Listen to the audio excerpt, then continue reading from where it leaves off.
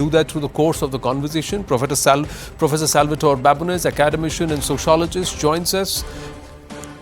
Lavanya Vemsani-ji, author, joining us at this point. Sanju Verma, national spokesperson of the BJP, with us. And Sanjay Jha, author and also one who's perennially been questioning the functioning of the government under the aegis leadership of Prime Minister Narendra Modi, a Congress leader himself, joining us at this point. Namaste. Thank you very, very much to everybody. Professor Salvatore Babones, you have done a paper about these outfits, calling out the likes of Freedom House and V-DEM.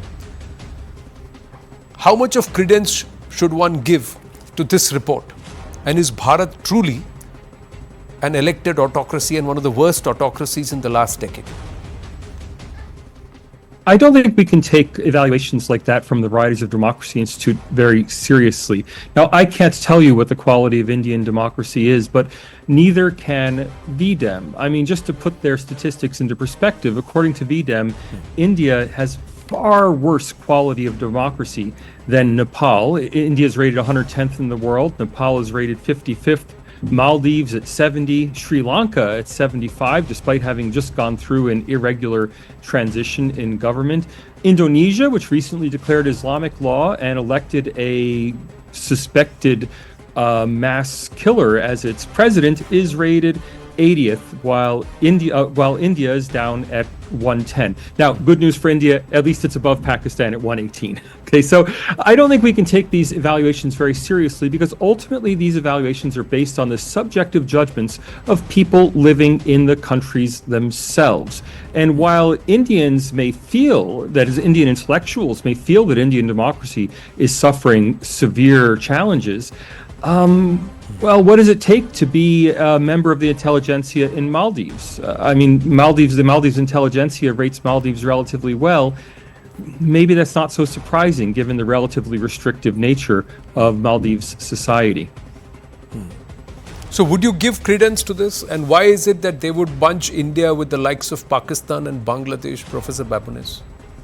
First of all, I always emphasize it's not V-DEM rating India, it's Indians rating India. V-DEM uses a methodology that primarily surveys people in the country themselves. So political scientists, journalists, writers, other intellectuals in the country being studied. There are international experts involved, but they make up the minority of the V-DEM panel. So it's not that V-DEM from Sweden is taking a negative view of Indian democracy. It's that the Indians who report to V-DEM take a very negative view of Indian democracy. And if I can give you just one last statistic to put it into context, V-DEM now rates Indian democracy lower than at any time during the 1976-78 1975-77 emergency.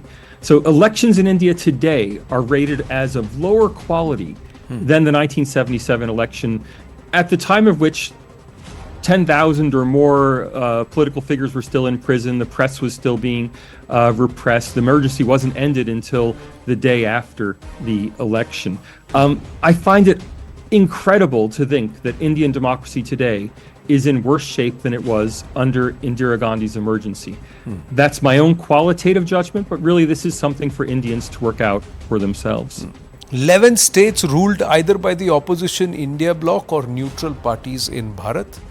No single party won over 38% votes. The BJP got 37.7% in 2019. At the same time, the Congress got about 20% votes.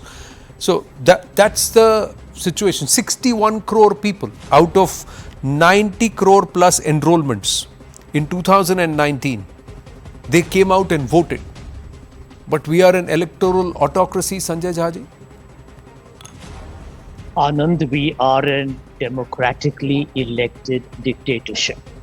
Let me disagree with the former panelist who spoke on the emergency. The emergency was a formal declaration of a suspension of civil liberties done as per the provisions of the Constitution, and they lasted a period of 21 months. Under Mr. Modi, since 2014, we have had an undeclared emergency, stealthy, which is what is called as an elected autocracy, an illiberal democracy. The gentleman needs to be aware of what is happening in India today. Anand, you are aware that in the mayoral election in Chandigarh, There was an open fraud being done on camera by the presiding officer who was changing the votes to make a BJP candidate win. That is a sign of a democracy in decline. It's a democratic recession, or worse, a democratic depression. Look at the verdict of the Supreme Court today. The Supreme Court has said that electoral bonds, which is, by the way, a source of political corruption, a very opaque form of funding, and anybody on your panel should be knowing that if your campaign finance is tainted or corrupted, a democracy is in danger, because it means there is crony capitalism flourishing, it means there is plutocracy, it means probably the government is actually working in cahoots with big business. That makes for a very unhealthy democracy. And look at the way this government, Anand, tried to subvert the disclosure of that information through the leading Bank of India. And the Supreme Court has almost held the State Bank of India for contempt for denying that information or disclosure. Point number 3, this government has amended the process of electing the Chief Election Commissioner by removing the Chief Justice of India and actually putting the executive in the selection of the election commissioner. Can you imagine the world's largest democracy going to elections where the election commission, which is supposed to be an independent constitutional body, is infiltrated with nominees of the government? I have given you 3 instances of a blatant disrespect for democratic norms. Point number 4, you know what, at the end of the day, if you read the V-DEM report, I have been reading them consistently. Look at the way the opposition is being wiped out in this country. The harassment done through the agencies like ED, CBI, and income tax, opposition leaders in jail, media freedom being curtailed, a lot of people actually in the Right to Information Act being diluted, people actually having the fear of a defamation suit, a police investigation, or an FIR if they were going to be critical of this government. So in short, India is not the mother of democracy. It is seeing a murder of democracy in broad daylight. Well, I have not had the Congress party come to my show for the last 6 years and they are in opposition. Wonder what will happen if they were to come to government.